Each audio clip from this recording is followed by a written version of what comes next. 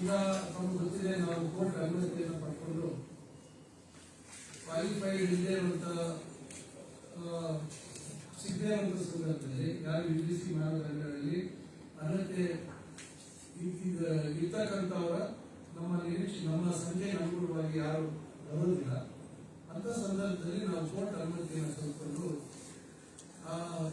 ನೇಟ್ to state to PhD ಇದೆ ಅಂತ ನಾವು ಕೌನ್ಸಿಲಿಂಗ್ ಮುಖಾಂತರ ತೆಗೆದುಕೊಳ್ಳುವಂತ ಕೆಲಸವನ್ನು ಮಾಡಿದ್ದೀವಿ.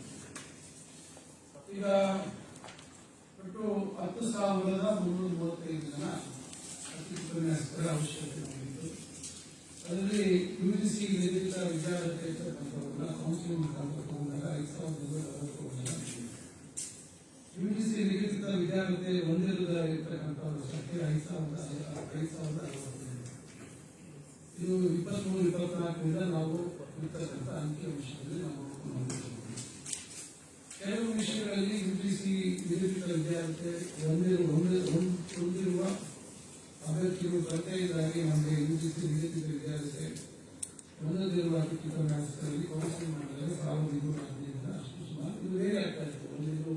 ಇದು ಇಟ್ಲಾಂಟಿ ಏನೋ ಫಿಕ್ಸ್ಡ್ ತರ ಇರೋದಿಲ್ಲ. ಇದು workload very dependent on workload and also ಇದಕ್ಕೆ ನಾವು ಕೌನ್ಸಿಲಿಂಗ್ ಅಲ್ಲಿ ಏನು ಟ್ರಾನ್ಸ್ಫರ್ ಆಗಿದೆ ನಮ್ಮ ಅಸಿಸ್ಟೆಂಟ್ ಪ್ರೊಫೆಸರ್ಸ್ ಅವಾಗೂ ಸ್ವಲ್ಪ ವರ್ಕ್ಲೋಡ್ ವೇರಿಯೇಷನ್ ಆಗುತ್ತೆ. ಕೆಲವು ಸ್ವಲ್ಪ ಮೈನರ್ ಇದು ಡಿಸ್ಟರ್ಬೆನ್ಸ್ ಆಗಿದೆ. ಈಗ ನಾವೊಂದು ಆವರೇಜ್ ತಗೊಂಡಾಗ 3,853 ಜನ ಹೊರಗಿರ್ತಕ್ಕಂಥದ್ದು. ಇದರಲ್ಲಿ ನಾವು ಕ್ಯಾಟಗರೈಸ್ ಮಾಡಿದ್ದೀವಿ. 1 ರಿಂದ 5 ವರ್ಷದ ಒಳಗೆ ಅನುಭವ ಇರ್ತಕ್ಕಂಥವ್ರು, 5 ರಿಂದ 10 ವರ್ಷ ಅಂದ್ರೆ ಅತಿಥಿ ಅನುಭವ ಇರ್ತಕ್ಕಂಥವ್ರು, 10 ರಿಂದ 15 ವರ್ಷ 15 ವರ್ಷಕ್ಕಿಂತ ಮೇಲ್ಪಟ್ಟು. ಈಗ 1 ರಿಂದ 5 ವರ್ಷದವರು ನಮಗೆ ವಯಸ್ಸಿನಲ್ಲೂ ಸಹ ಕೆಲವರು 32 ವರ್ಷ ಇರ್ತದೆ. ಅವರಿಗೆ ನೆಟ್ ಟು ಸ್ಟೇಟ್ ಇವೆಲ್ಲ ಪಾಸ್ ಆಗ್ತಕ್ಕಂಥದ್ದಕ್ಕೆ ಅವಕಾಶ ಇರ್ತದೆ, PhD ಮಾಡಲಿಕ್ಕೆ ಅವಕಾಶ ಇರ್ತದೆ. ಆದರೆ 5 ವರ್ಷಕ್ಕೆ ಮೇಲ್ಪಟ್ಟಿರ್ತಕ್ಕಂಥವ್ರಿಗೆ ವಯಸ್ಸಿನ ಕಾರಣದಿಂದ ಅವಕಾಶಗಳು ಅವರಿಗೆ ಅಂದ್ರೆ ಬಹುಶಃ ಬಹಳ ಕೆಲವರು ಆಗ್ತಾ ಇದೆ. ನಾವು ಸ್ಟೇಟ್ ಎಕ್ಸಾಮ್ ರಿಸಲ್ಟ್ಸ್ ನೋಡಿದಾಗ ಏಜ್ ಪರ್ಸೆಂಟೇಜ್ ನೋಡಿದಾಗ ಬಹಳ ಕಮ್ಮಿ ಪರ್ಸೆಂಟೇಜ್ ಅವರು ಸ್ಟೇಟ್ ಪಾಸ್ ಆಗುವಂಥದ್ದು ನೋಡಿದ್ವಿ. ಆ ಕಾರಣದಿಂದ ನಾವು ಕನಿಷ್ಠ ಈ 5 ವರ್ಷ ಮೇಲ್ಪಟ್ಟು ಸೇವೆ ಸಲ್ಲಿಸಿರ್ತಕ್ಕಂಥವ್ರಿಗೆ ಒಂದು ದಿನಾಂಕ ಅವರಿಗೆ ಒಂದು ಅವಕಾಶ ಮಾಡಿಕೊಡ್ಬೇಕು ಅಂತ ಹೇಳಿ ನಮ್ಮ ಇಲಾಖೆಯಲ್ಲಿ ಹೊಸದಾಗಿ ಒಂದು ಅಕಾಡೆಮಿಕ್ ಕೋಆರ್ಡಿನೇಟರ್ಸ್ ಅಂದ್ರೆ ಶೈಕ್ಷಣಿಕ ಸಂಯೋಜಕರು ಅಂತಕ್ಕಂಥದ್ದನ್ನ ಒಂದು ತಾತ್ಕಾಲಿಕವಾಗಿ 3 ವರ್ಷಗಳಿಗೆ ತಾತ್ಕಾಲಿಕವಾಗಿ ಅವರ ಸೇವೆಯನ್ನ ಇಲಾಖೆಯ ಕಾಲೇಜು ಶಿಕ್ಷಣ ಇಲಾಖೆ ಮತ್ತು ತಾಂತ್ರಿಕ ಶಿಕ್ಷಣ ಇಲಾಖೆ ಇವೆಲ್ಲದರಲ್ಲೂ ಅವರ ಸೇವೆಯನ್ನ ಪಡೆಯತಕ್ಕಂಥದ್ದಕ್ಕೆ ವಿವಿಧ ರೀತಿಯಲ್ಲಿ ಅದು ಶೈಕ್ಷಣಿಕ ಚಟುವಟಿಕೆ ಇರ್ಬೋದು ಮತ್ತು ಶೈಕ್ಷಣಿಕೇತರ ಚಟುವಟಿಕೆಗಳು ಕೂಡ ಅವರನ್ನ ನಾವು ಎಲ್ಲೆಲ್ಲಿ ಅವಶ್ಯಕತೆ ಅನುಗುಣವಾಗಿ ಅವರ ಸೇವೆಯನ್ನ ಪಡೆಯಬೇಕು ಅಂತಕ್ಕಂಥದ್ದಕ್ಕೆ ಒಂದು ಸಲಹೆಯನ್ನು ಕೊಟ್ಟಿದ್ದೇನೆ. ನಾವು ಆ ಒಂದು ಪ್ರಯತ್ನ ಮಾಡಿ ನಾವು ಸರ್ಕಾರಕ್ಕೆ ಮತ್ತು ಹಣಕಾಸು ಇಲಾಖೆಗೆ ಮಾನ್ಯ ಮುಖ್ಯಮಂತ್ರಿಗಳ ಒಂದು ಸಹಕಾರದೊಂದಿಗೆ ಮಾನ್ಯ ಮುಖ್ಯಮಂತ್ರಿಗಳ ಅವರ ಒಂದು ಪ್ರೋತ್ಸಾಹದಲ್ಲಿ ನಾವು ಇದನ್ನು ಸರ್ಕಾರಕ್ಕೆ ಸಲ್ಲಿಸಿ ಹಣಕಾಸು ಇಲಾಖೆಯವರು ಕೂಡ ನಮಗೆ ಇದಕ್ಕೆ 2-3 ಷರತ್ತು ಹಾಕಿದ್ರೆ ಅತಿಥಿ ಉಪನ್ಯಾಸಕರಿಗೆ ಏನೆಲ್ಲ ನಾವು ಸೌಲಭ್ಯ ಕೊಡ್ತೀವಿ, ಒಂದು ತಿಂಗಳಿಗೆ ಒಂದು ರಜೆ ಮತ್ತು ಏನೆಲ್ಲ ಬೇರೆ ಈವೆಂಟ್ ಇವೆಲ್ಲ ಮುಂದುವರಿತದೆ. ಇವೆಲ್ಲವನ್ನ ಮುಂದುವರಿಸಿಕೊಂಡು ನಾವು ಅವರಿಗೆ ಅತಿಥಿ ಉಪನ್ಯಾಸಕರ ಅಂತೇಳಿ ನಾವು ಕರೀಲಿಕ್ಕೆ ಆಗುದಿಲ್ಲ, ಯಾಕಂದ್ರೆ ಅದು UGC ಮಾನದಂಡಗಳಾಗ್ತದೆ. ಆದರೆ ಅಕಾಡೆಮಿಕ್ ಕೋಆರ್ಡಿನೇಟರ್ ಶೈಕ್ಷಣಿಕ ಸಂಯೋಜಕರು ಅಂತೇಳಿ ನಾವು ಇವತ್ತು 3 ವರ್ಷಗಳ ಕಾಲ ಮುಂದೆ ಅದು ಆ ಸಂದರ್ಭದಲ್ಲಿ ಯಾವ ರೀತಿ ತೀರ್ಮಾನ ಆಗಬೇಕು ನಾವು ನಾನೀಗ ಹೇಳಬೇಕಾಗುತ್ತೆ. ಆದರೆ ತಾತ್ಕಾಲಿಕವಾಗಿ ಅವರು ಒಂದಿಷ್ಟು ವರ್ಷಗಳ ಸೇವೆ ಮಾಡಿ ಅವರು ಬೀದಿಗೆ ಬರುವಂಥದ್ದು ಬಹಳ ಸಂಸಾರ ನಡೆಸುವಂಥದ್ದಕ್ಕೆ ಬಹಳ ಕಷ್ಟ ಆಗ್ತಕ್ಕಂಥ ಒಂದು ಸನ್ನಿವೇಶ ಉದ್ಭವ ಆಗಿದ್ದರಿಂದ ನಾವು 2026-27ನೇ ಶೈಕ್ಷಣಿಕ ವರ್ಷದಿಂದ ಕೂತ್ಕೊಂಡಿದ್ದೇವೆ. ಕಾರಣ ಯಾಕಂದ್ರೆ ನಮಗೆ ಕೌನ್ಸಿಲಿಂಗ್ ಮಾಡುವಂಥದ್ದಕ್ಕೆ ಕಡೆ ಒಂದು ಸೆಮಿಸ್ಟರ್ ಮೊನ್ನೆ ಹಿಂದಿನ ಸೆಮಿಸ್ಟರ್ಗೆ ಅನುಮತಿ ಸಿಗುತ್ತೆ. ಈಗ ಅಲ್ಲೇನಾಯ್ತು, ನಮಗೆ ಸ್ಪಷ್ಟತೆ ಇರಲಿಲ್ಲ. ಈಗಲೂ ಅಷ್ಟೇ, ಈಗ ನಾವು ಫ್ಯಾಕಲ್ಟಿ ಕೌನ್ಸಿಲಿಂಗ್ ಮುಗಿಸಿ ಎಲ್ಲ ಟೀಚಿಂಗ್ ಫ್ಯಾಕಲ್ಟಿ ಕೌನ್ಸಿಲಿಂಗ್ ಮುಗಿಸಿದ್ರೆ ಗೆಸ್ಟ್ ಫ್ಯಾಕಲ್ಟಿ ಕೌನ್ಸಿಲಿಂಗ್ ಮುಗಿಸಿ ಆದ ನಂತರ ಇವರಿಗೆ ನಾವು ಮತ್ತೆ ಇವರಿಗೆ ಕೌನ್ಸಿಲಿಂಗ್ ಮುಖಾಂತರ ಅವ್ರಿಗೆ ಕೊಡ್ತೇವೆ. ಆದರೆ ಒಂದ್ಸತಿ ಈಗ ಕೊಟ್ಟ ಮೇಲೆ ಅವರು ಅದೇ ಸ್ಥಳದಲ್ಲಿ ಇರ್ತಾರೆ. ಈಗ ಅವ್ರಿಗೆ ಪ್ರತಿ ವರ್ಷ ಅವ್ರಿಗೆ ಕೌನ್ಸಿಲಿಂಗ್ ಮಾಡೋದು, ಒಂದ್ಸತಿ ಅವ್ರಿಗೆ ಎಲ್ಲಿ ಆಯ್ಕೆ ಮಾಡ್ಕೊಳ್ತಾರೆ ಅದೇ ಜಾಗದಲ್ಲಿ 3 ವರ್ಷ ಅವರು ಅಲ್ಲೇ ಇರ್ತಾರೆ. ಯಾಕಂದ್ರೆ ಅವರಿಗೆ ಮತ್ತೆ ಸ್ಥಾನಾಂತರಿತ ಮಾಡಬೇಕು ಬೇಡ ಅಂತ ಉದ್ದೇಶದಿಂದ. ಮತ್ತೆ ಯಾರು 1 ವರ್ಷದಿಂದ 5 ವರ್ಷದ ಒಳಗೆ ಯಾರು ಇವತ್ತು ನಾವು ಪರಿಗಣಿಸಿಲ್ಲ ಅವ್ರಿಗೆ ನಾವು ಬ್ರಿಡ್ಜ್ ಕೋರ್ಸಸ್ ಮತ್ತು ಅವರು ನೆಟ್ಟು ಸ್ಟೇಟ್ ಮಾಡುತ್ತೆ. ಅವ್ರಿಗೆ ಒಂದು ಏನೆಲ್ಲ ನಮ್ಮ ಕಡೆಯಿಂದ ಸಹಾಯ ಮಾಡಬೇಕಾಗುತ್ತೆ. ನಮ್ಮ ಹೈಯರ್ ಎಜುಕೇಶನ್ ಅಕಾಡೆಮಿಯಲ್ಲಿ ಏನಾದರೂ ಅವ್ರಿಗೆ ಯಾರಾದರೂ ಈಗ ಮುಂದೆ ಬಂದು ನಮಗೆ ಟ್ರೈನಿಂಗ್ ಬೇಕು ಅಂದರೆ ಅಲ್ಲಿ ಪ್ರತ್ಯೇಕವಾಗಿ ಅವರಿಗೆ ಒಂದು ಸ್ಟೇಟ್ ಎಕ್ಸಾಮ್ಗೆ ತಯಾರು ಮಾಡ್ಕೊಳ್ಳೋದಕ್ಕೆ ಅವಕಾಶಗಳನ್ನ ಕಲಿಸುವಂಥದ್ದು ಚರ್ಚೆ ಮಾಡಿದ್ದೀವಿ. ಸೊ ಆ ರೀತಿ ಅವರಿಗೆ ಬ್ರಿಡ್ಜ್ ಕೋರ್ಸಸ್ ನಾವು ಮಾಡಬೇಕು ಕೂಡ ಮಾಡಿದ್ದೀವಿ. ಅಂದರೆ ಇದು ಕಾರ್ಯಕಾರಿ ಮಾನವೀಯತೆ ನೆಲೆಗಳ ಮೇಲೆ ನಾವು ಯೋಚನೆ ಮಾಡಬೇಕಾಗುತ್ತೆ. ಅದರಿಂದ ಈ ಒಂದು ದೊಡ್ಡ ತೀರ್ಮಾನ ಮಾಡಿದ್ದೀವಿ. ಇದಕ್ಕೆ 5 ರಿಂದ 10 ವರ್ಷದವರೆಗೆ ಇವತ್ತು ನಾವು 25,000 ರೂಪಾಯಿ ಪ್ರತಿ ತಿಂಗಳು ಸಂಬಳ ಕೊಡುವಂಥದ್ದು. 10 ವರ್ಷ ಮೇಲ್ಪಟ್ಟು 15 ವರ್ಷದ ಒಳಗೆ ಇರುವಂಥವ್ರಿಗೆ 29,000, 15 ವರ್ಷಕ್ಕೂ ಮೇಲ್ಪಟ್ಟು ಇರ್ತಕ್ಕಂಥವ್ರಿಗೆ 30,000 ಅಂತ ಹೇಳಿ ಮಾಡಿದ್ವಿ. ಅವರು 60 ವರ್ಷ ಪೂರೈಸಿದಾಗ ಅವರಿಗೆ ಸಹಾಯವಾಗಿ ಇಳುವರಿ ಬರುತ್ತದೆ. ಈಗ ಯಾರು ಅಕಸ್ಮಾತ್ ನಮ್ಗೆ ಬೇಡ, ಈಗ 58-59 ವರ್ಷದವರು ಕೆಲವಿದ್ದಾರೆ, ಅವ್ರಿಗೆ ನಾವು ಈಗಲೇ ಬೇಕಾದ್ರೆ ಅವರು ಬರ್ಕೊಟ್ರೆ ಅವ್ರಿಗೆ ಇಳುವರಿ ಕೊಡುವಂಥದ್ದು ಸರ್ಕಾರ. ಅದರಿಂದ ಇವತ್ತು ಸರ್ಕಾರದ ಮೇಲೆ ಪ್ರತಿ ವರ್ಷ ಅಂದಾಜು ಸ್ವಲ್ಪ ಬೇರೆ ಆಗುತ್ತೆ. 95 ಕೋಟಿ, ಸುಮಾರು 95 ಕೋಟಿಗಿಂತ ಹೆಚ್ಚು ಇವತ್ತು ಆರ್ಥಿಕ ಇಲಾಖೆಗೆ ಹೆಚ್ಚುವರಿಯಾಗಿ ಹೊರೆ ಆಗ್ತಕ್ಕಂಥದ್ದು. ಆದರೂ ನಾವು ಇದನ್ನು ಹೊರೆ ಅಂತ ಭಾವಿಸಿಲ್ಲ. ಇದೊಂದು ಮಾನವೀಯ ಒಂದು ತೀರ್ಮಾನ ಅಂತಕ್ಕಂಥದ್ದು.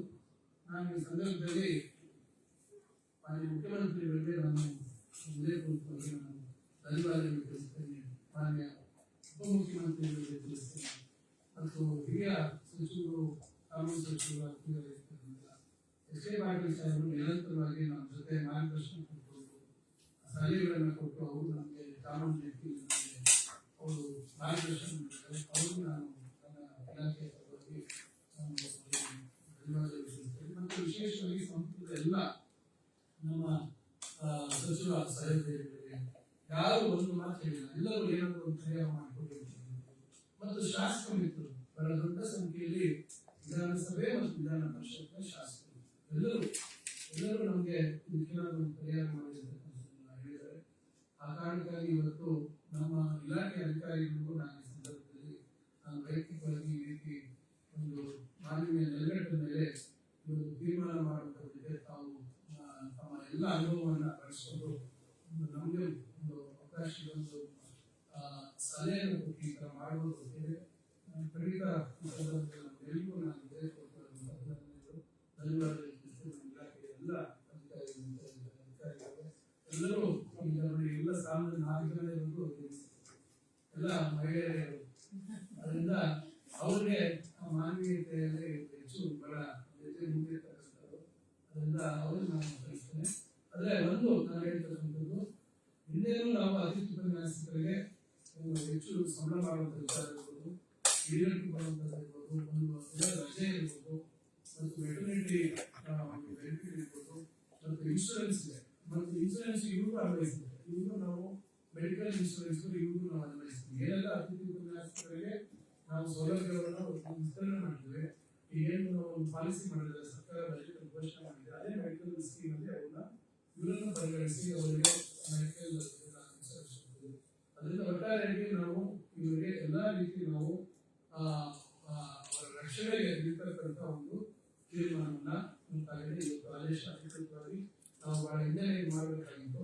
ಮಾನ್ಯ ಮುಖ್ಯಮಂತ್ರಿಗಳು ಬಜೆಟ್ ಉತ್ತರ ಕೊಡುವ ಸಂದರ್ಭದಲ್ಲಿ ಘೋಷಣೆ ಮಾಡಬೇಕಿತ್ತು. ಅದರ ನೀತಿ ಸಂಹಿತೆ ಜಾರಿ ಇತ್ತು. ನಾವು ಈಗ ಇದನ್ನು ಸುಮಾರು ಒಂದು ತಿಂಗಳಿಂದ ಮಾಡೋಣ ಅಂತಿದ್ರೆ, ಆದರೆ ನಮಗೆ ಚೀಫ್ ಸೆಕ್ರೆಟರಿ ಕಮಿಟಿ ಮುಂದೆ ಹೋಗಿ ಅವರ ಅನುಮತಿಯನ್ನು ಸಲ್ಲಿಸುವುದೆಲ್ಲ ಆಗ್ತಾ ಇತ್ತು. ಕಡೆಗೆ ಅವರು ಮೊನ್ನೆ ಹೇಳಿದ್ರು ಆಯ್ಕೆ ಮಾಡ್ಬೋದು ಮಾಡ್ತಾ ಇದ್ವಿ. ಇದು 2026 ಸಾಲಿನಿಂದ 3 ವರ್ಷಗಳಿಗೆ ಅವಧಿ ಇತ್ತು. ಇದನ್ನು ಸರಿಯಾಗಿ ನಾವು ಮಾಡಬೇಕು. ಇದು ಒಂದು ನನ್ನ ಪ್ರಕಾರ ನನ್ನ ಈ 3 ವರ್ಷಗಳಲ್ಲಿ 3 ವರ್ಷ ಪಡೆಯುತ್ತೇನೆ.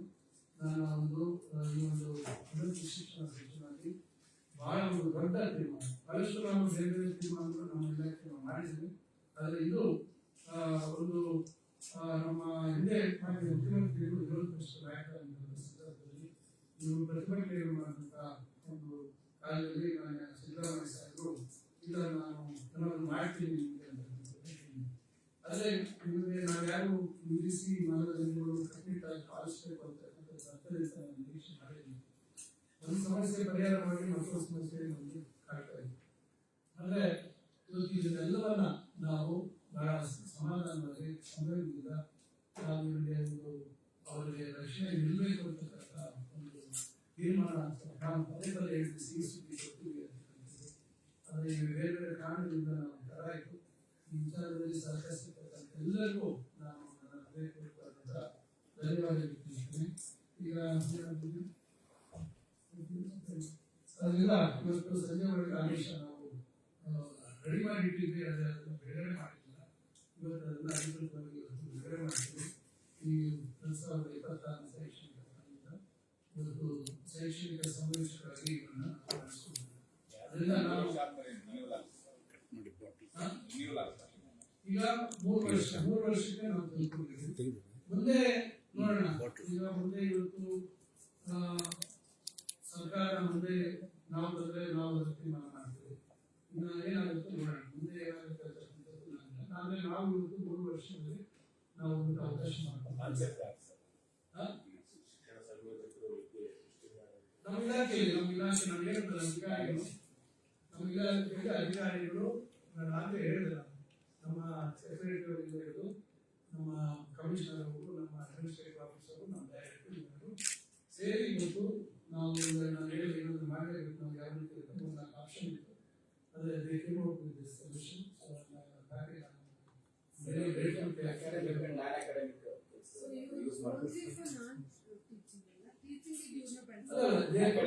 They could be as assistants in the lab. They could assist the faculty in the lab. They could whatever. See the ಸಂದರ್ಭದಲ್ಲಿ ನಾವು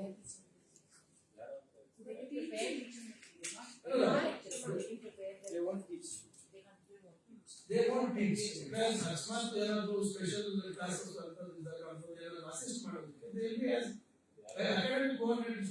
Basically academic work with assistance to various emergency ಬೇಕಾದಂತ ಸಂದರ್ಭದಲ್ಲಿ we will see how they can be of use because we don't want to complicate things. We don't want to tell anything more to complicate because they are trying to help them. So ಇದು ಬರೀ ಈ 3000 ಜನಕ್ಕೆ ಮಾತ್ರ. 3053 ಅಂದ್ರೆ it could be 3100 2200 ಯಾರು 5 ವರ್ಷಕ್ಕಿಂತ ಹೆಚ್ಚು ಅನುಭವ ಇರತಕ್ಕಂಥವರು ಅವರಿಗೆ ನಾವು ಇದನ್ನ 5 ವರ್ಷಕ್ಕಿಂತ ಮೇಲ್ಪಟ್ಟರು.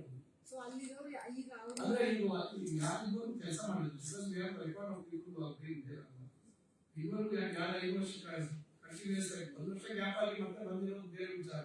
ಬಟ್ 5 ವರ್ಷ ಕೌಂಟೆಡ್, ಅವರ ಸೀನಿಯಾರಿಟಿ ಇಸ್ ಕೌಂಟೆಡ್. ಅಕಸ್ಮಾತ್ ಒಂದು ಕಡೆ ವರ್ಕೌಟ್ ಕಮ್ಮಿ ಆಗಿ 1 ವರ್ಷ ತಗೊಂಡಿರ್ಬೋದು. ಅಂದ್ರೆ this is not continued seniority ಅಲ್ಲ, ಅಂದ್ರೆ ಬ್ರೇಕ್ ಇಲ್ದಿರ ಅನುಭವ ಅನ್ನೋದಲ್ಲ. ಇದು ಒಟ್ಟಾರೆಯಾಗಿ 5 ವರ್ಷಕ್ಕಿಂತ ಹೆಚ್ಚು. ಒಂದೊಂದು ಸಂದರ್ಭದಲ್ಲಿ ವರ್ಕೌಟ್ ಕಮ್ಮಿ ಆಗಿ ಬ್ರೇಕ್ ಆಗಿರ್ಬೋದು ಸರ್ವಿಸ್ ಅಲ್ಲಿ 6 ತಿಂಗಳು 1 ವರ್ಷ ಬ್ರೇಕ್ ಆಗಿರ್ತದೆ. ಅದಾದ್ಮೇಲೆ ನಾವು ಅರ್ಧ ಅವರು ಕನ್ಸಿಡರ್ ಮಾಡ್ತೀವಿ, ಯಾಕಂದ್ರೆ ಆಮೇಲೆ ಮತ್ತೆ 1 ವರ್ಷ ಮಾಡಿರ್ತಾರೆ. ಸೊ 5 ವರ್ಷಕ್ಕಿಂತ ಮೇಲ್ಪಟ್ಟು ಏನು ಇವತ್ತು ಸ್ಲ್ಯಾಬ್ ಇದೆ ಅಂತ ನಮ್ಗೆ ಹಿಂದೆ ಏನು ಸಂಬಳ ಕೊಡ್ತೀವಿ, ಆ ಸ್ಲ್ಯಾಬ್ ನಮ್ಗೆ ಗೊತ್ತಾಗುತ್ತೆ ಯಾರು ಇದ್ದಾರೆ.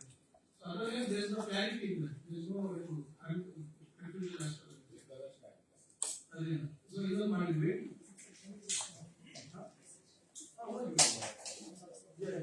ಆಮೇಲೆ ಇನ್ನೊಂದು ಇಂಜಿನಿಯರಿಂಗ್ ಕಾಲೇಜಸ್ ಬಗ್ಗೆ ನಾವು ಒಂದು ಕಮಿಟಿ ಮಾಡಿದ್ವಿ. Comprehensive rebalancing proposed Karnataka engineering college expert committee on reforms in technical education ಅಂತ ಮಾಡಿದ್ವಿ. ಇದರಲ್ಲಿ ನಾವು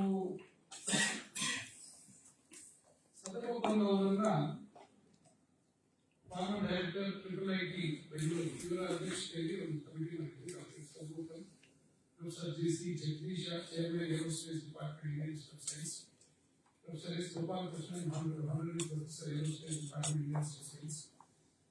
Shri Shyam S. Rao, CTO, Carborundum Universal Industry Center. Professor Y. Nalahari, Professor, Department of Computer Science, Automation, Indian Institute of Science, Bangalore. Professor S. Vidyashankar, Vice Chancellor, BTU. Professor S. Tripathi, Subhashish Tripathi is the Director, Vishweshwaraya University of Engineering, UBC College of Engineering. ನಮ್ಮ Karnataka examination authority administrator ಆಮೇಲೆ Kumar deputy secretary, ಆಮೇಲೆ ನಮ್ಮ member secretary ಬಂದು doctor KG. Chandrashekhar ಇದು ನಾನು ಬಹಳ very happy with the way very extensive report. Probably now if we are able to not only the seats na athwa ಇನ್ನೊಂದು ವಿಚಾರನ how engineering education should be in our state of India, very detailed and very extensive, how the curriculum should be ಅನ್ನೋದು ಕೂಡ ಇದರಲ್ಲಿ ಬಹಳ ಚೆನ್ನಾಗಿದೆ analyse. ಈಗ job market ಇದೆ, ಯಾವ ರೀತಿ ಇರಬೇಕು, ಯಾವ್ಯಾವ ಸ್ಟ್ರೀಮಲ್ಲಿ ಏನು ಇವತ್ತು ಡೆಫಿಷಿಯನ್ಸಿ ಇದೆ, ಈಗ ಯಾವ ರೀತಿ ಟು ಟೇಕ್ ದಿಸ್ ಫಾರ್ವರ್ಡ್, ಆಮೇಲೆ what government has to do. ಈಗ ಅವರು ಕೆಲವು ರೆಕಮೆಂಡೇಶನ್ಸ್ ಬಹಳ ಒಳ್ಳೇದು ಮಾಡಿದ್ದಾರೆ. ಈಗ ನಾವು ಈಗ just like to highlight few of them and other things. ಇದು ನಾಳೆ I am not able to read the whole thing. I read most of the important things read because without reading I can speak. So ಎಲ್ಲೆಲ್ಲಿ fold ಮಾಡಿದ್ದೀವಿ ಅವರೆಲ್ಲ ನಾವು ಓದಿದ್ದೀವಿ. ಇನ್ನೂ ಜಾಸ್ತಿ it is almost 214 pages. ಇದರಲ್ಲಿ ಇಂಪಾರ್ಟೆಂಟ್ ರೆಕಮೆಂಡೇಶನ್ಸ್ ಇದೆ.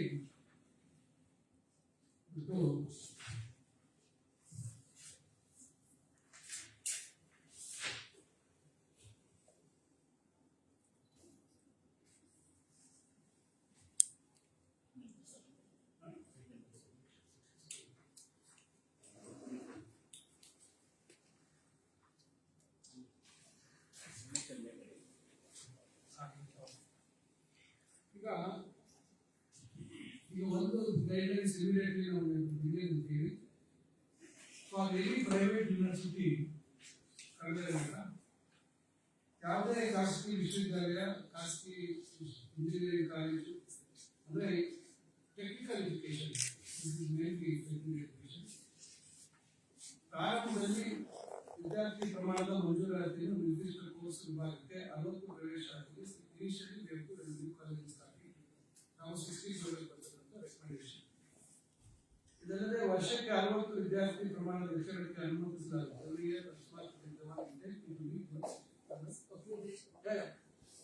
60 ಹಾಗೂ ಪ್ರಾರಂಭದ 4 ವರ್ಷಗಳ ಅವಧಿಗೆ ಗರಿಷ್ಠ 180. ಯಾವುದೇ ಈಗ ಕಂಪ್ಯೂಟರ್ ಸೈನ್ಸ್ ಸ್ಟ್ರೀಮಲ್ಲಿ 150ಕ್ಕಿಂತ ಹೆಚ್ಚು. ಆಮೇಲೆ ಇದು ರಾಷ್ಟ್ರೀಯ ಮಾನ್ಯತಾ ಮಂಡಳಿ, national board of accreditation, NBA, ಅವರ ಇದನ್ನ ಪಡೆದಂತ ಸಂದರ್ಭದಲ್ಲಿ ಅವರಿಗೆ ವರ್ಷಕ್ಕೆ ನಾವು 60 ಹೆಚ್ಚು ಮಾಡ್ತೀವಿ. NBA ಮಾನ್ಯತೆ ಏನು ಅವರು ವಿಶ್ವವಿದ್ಯಾಲಯ supplies to private university and colleges. ಆಮೇಲೆ ಯಾವುದೇ ವಿಭಾಗದಲ್ಲಿ ಅಂದ್ರೆ ಏನು 180 ಅಂತ ಕೊಟ್ಟಿದ್ವಿ, ಟ್ವೈಸ್ ಅವರಿಗೆ 60 ಕೊಡ್ಬೋದು. NBA ಅಕ್ರಿಡಿಟೇಷನ್ ಮ್ಯಾಕ್ಸಿಮಮ್ ಆಫ್ 300 ಈ ಕಂಪ್ಯೂಟರ್ ಸೈನ್ಸ್ ಅಲ್ಲಿ ಒಂದು ಕಂಪ್ಯೂಟರ್ ಸೈನ್ಸ್ ಕೋರ್ಸ್ಗೆ 300 ಅದನ್ನೇ ಕೂಡ ಅದನ್ನು ತಗೊಂಡಿದ್ದೀವಿ. ಆಮೇಲೆ ಯಾವುದೇ ಸಮಯದಲ್ಲಿ ಖಾಸಗಿ ವಿಶ್ವವಿದ್ಯಾಲಯಗಳು ಮತ್ತು ಖಾಸಗಿ ಇಂಜಿನಿಯರಿಂಗ್ ಕಾಲೇಜುಗಳು 5ಕ್ಕಿಂತ ಹೆಚ್ಚು ಕಂಪ್ಯೂಟರ್ ಸಂಬಂಧಿತ ಕೋರ್ಸ್ ವಿಭಾಗಗಳನ್ನು ಪ್ರಾರಂಭಿಸುತ್ತವೆ.